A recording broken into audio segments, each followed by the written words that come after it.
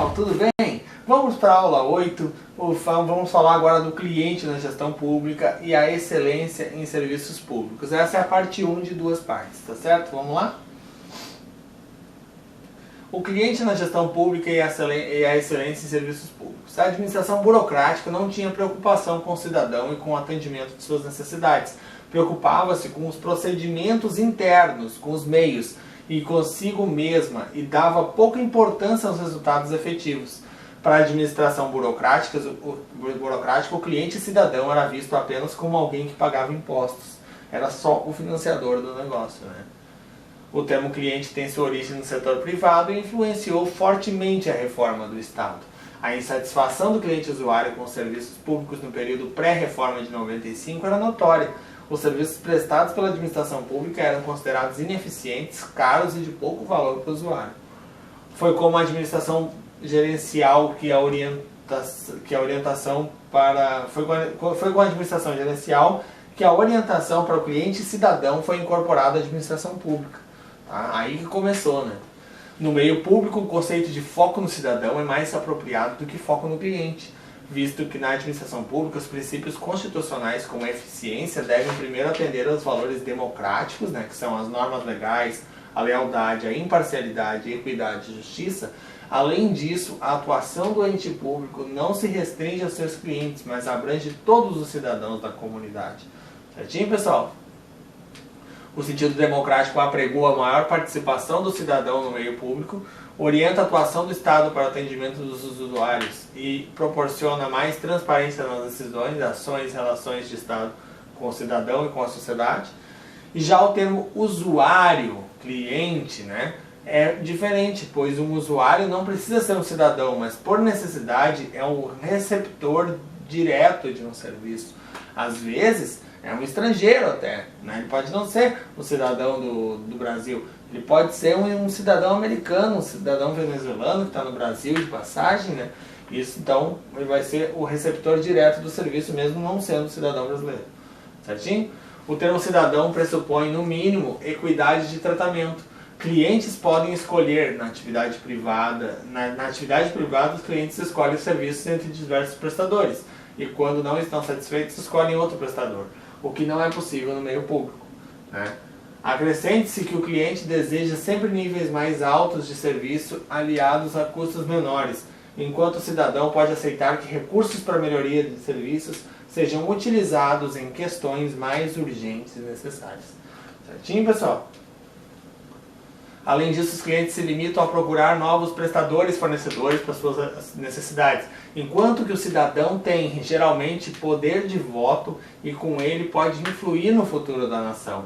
Mesmo criticado, o termo cliente do serviço público continua sendo utilizado. Ele se encontra ligado aos serviços que a administração pública deve prestar para atender ao usuário dos serviços públicos, o cliente cidadão, certo? Dentro do conceito da nova administração pública e do plano diretor de reforma do Estado de 95, a orientação pública para o cidadão foi questão determinante. O cidadão deixou de ser visto apenas como financiador para ser visto como usuário, como o principal destinatário das ações e serviços públicos. A administração pública deveria reorientar sua atuação para que o cliente cidadão e suas necessidades guiassem a atuação e a prestação dos serviços públicos. Certinho, pessoal? A quebra do paradigma burocrático e o advento da nova administração pública encontram fundamentos nos princípios da confiança e da descentralização das decisões, formas flexíveis de gestão, horizontalização de estruturas, descentralização de funções, incentivos à criatividade, com controle a posteriori, ou seja, depois de acontecer, né, dos resultados e orientação para cliente cidadão. Certinho? Agora vamos ver nesse mesmo sentido, o livro Reinventando o Governo, apresentado como uma resposta às dificuldades e aos inúmeros desafios encontrados pelos governos, reforça a orientação clara quanto ao foco do cidadão, colocar o cidadão como uma razão da existência do ente público e facilitar sua participação nas decisões da fiscalização, da fiscalização da autuação administrativa, além de ouvir sua voz, sugestões, queixas ou elogios. Certinho, pessoal? A provisão de serviços para a administração pública gerencial, que é o novo gerencialismo público, deve tornar como referência a satisfação do cidadão, o que implica conhecer suas necessidades, exigências e desejos. Essa atitude gera uma dupla ação. A administração pública deve identificar quem são seus usuários, quais são suas necessidades, o que tem ou gera valor para o usuário e se os serviços prestados estão atendendo a essas necessidades. Certinho? O cidadão usuário, por sua vez, deve conhecer o funcionamento administrativo público, tomar conhecimento de suas dificuldades, identificar quem são os responsáveis pela atuação e pelo controle da administração pública e fiscalizar essa prestação de serviços. Certo? Existem vários tipos de clientes ou cidadãos. Os clientes primários. Quem são os primários, pessoal? São aqueles pelos quais os serviços foram criados. Compreende os grupos e indivíduos beneficiados diretamente com a prestação de serviços públicos. Então, cliente primário é quando alguma coisa foi feita especialmente para eles. Agora, os secundários é diferente. São os grupos e indivíduos que se beneficiam de forma indireta da prestação dos serviços públicos. Então, muitas vezes está sendo cortada a grama ali de alguém, né? E aí, claro, cada casa tem o seu IPTU a pagar. E aquela grama ali da calçada está sendo cortada. Só que não vai beneficiar não somente os moradores daquela rua que estão pagando por aquele IPTU, mas as pessoas que passarem por aquela rua ali, indiretamente vão ser os clientes secundários, porque eles vão estar de passagem ali, mas recebendo um serviço bem feito. Aquela grama parada, certinho? Stakeholders. Compreende os demais interessados que de algum modo são afetados pelo desempenho da administração pública. Então, os stakeholders são aqueles demais interessados, os terceiros interessados, né? Esses aqui seriam então os stakeholders, né? Os compliers compreende todos os que encontram-se abrangidos pela atuação administrativa que se submetem às normas emanadas da administração pública. Esses são os compliers, tá, pessoal? Próximo. Mas o que é satisfação do cidadão usuário? Para responder essa pergunta, a administração pública gerencial adota o conceito de qualidade. Se o cliente está satisfeito com os serviços públicos, é sinal que eles têm qualidade. Essa vinculação do conceito de qualidade com o conceito do cliente está de acordo com a doutrina.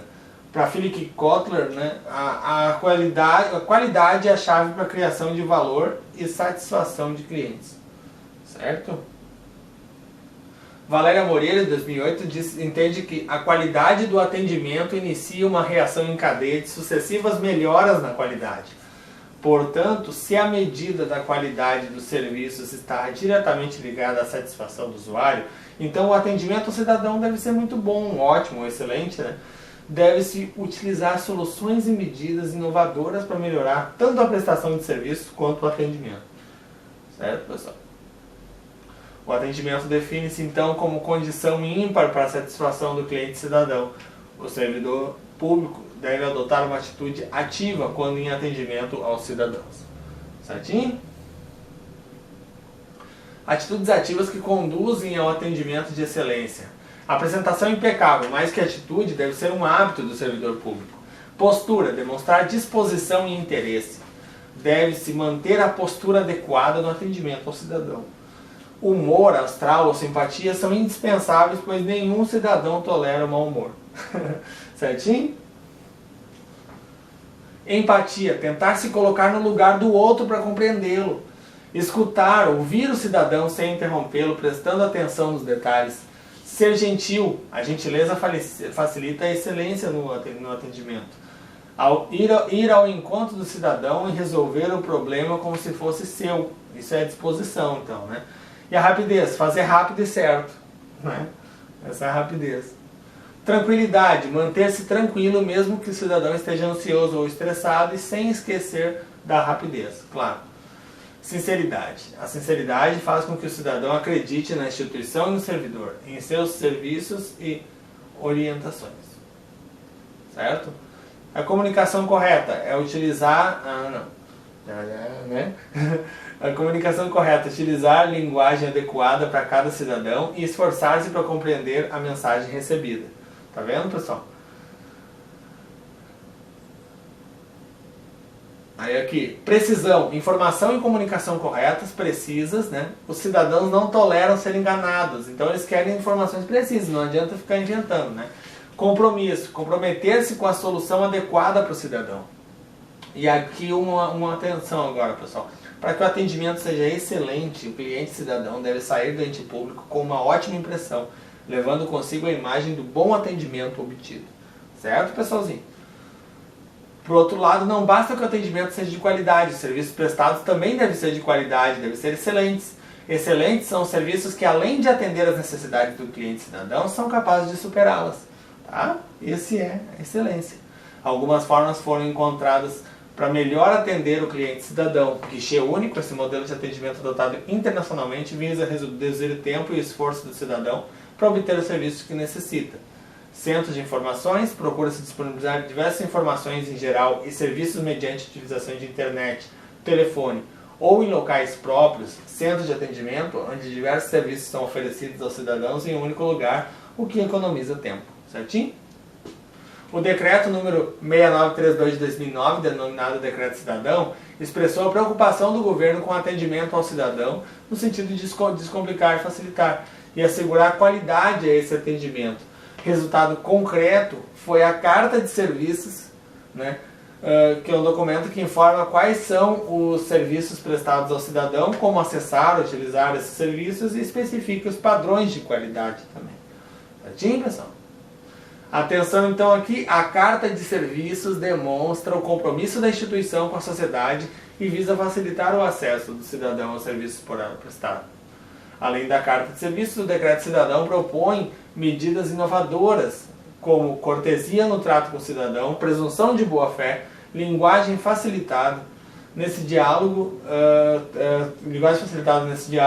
simplificação de procedimentos, dispensa de apresentação de documentos que já constem no banco de dados oficiais, né? Além disso, as entidades e órgãos públicos devem realizar a pesquisa de satisfação dos usuários com os serviços prestados, cujos resultados devem ser divulgados na internet. Sem dúvida, o Decreto Cidadão foi a medida mais ousada do governo no sentido de facilitar e melhorar o atendimento ao usuário cidadão e aos serviços públicos em geral. Certo? Para avançar significativamente na melhoria dos serviços rumo à excelência, é necessário que os gestores públicos olhem os serviços a partir da perspectiva do cidadão e não da perspectiva da instituição e de suas convicções pessoais. Eles têm que se colocar no lugar do cidadão e enxergar como cidadão, porque assim eles podem fazer a melhora daquilo. Certinho? Para a FNQ, que é a Fundação Nacional de Qualidade, a sobrevivência e o sucesso de uma organização estão diretamente relacionados à sua capacidade de atender às necessidades e expectativas de seus clientes, as quais devem ser identificadas, entendidas e utilizadas para que os produtos possam ser desenvolvidos, criando o valor necessário para conquistá-los e retê-los. Está vendo que interessante a definição da FNQ? Excelência em serviços públicos. Então, a questão da excelência em serviços públicos está atrelada às melhorias acumuladas no decorrer do processo de modernização, à utilização de ferramentas da qualidade, à situação orçamentária e financeira do Estado para custeio da prestação dos serviços e ao padrão de relacionamento entre o Estado e a sociedade. Certinho, pessoal? A excelência na prestação de serviços públicos corresponde ao grau máximo ou ótimo dos serviços prestados, quase impossível de ser atingido. No entanto, advoga-se ser possível e atribui-se aos programas de qualidade a missão de atingir essa excelência. A excelência corresponde a uma visão existente na administração pública, segundo a qual utilizar ferramentas e técnicas na qualidade para promover melhorias contínuas relacionadas aos serviços oferecidos ao cidadão, o que inclui treinamento e motivação dos servidores, se estará caminhando rumo à excelência. Certo, pessoal?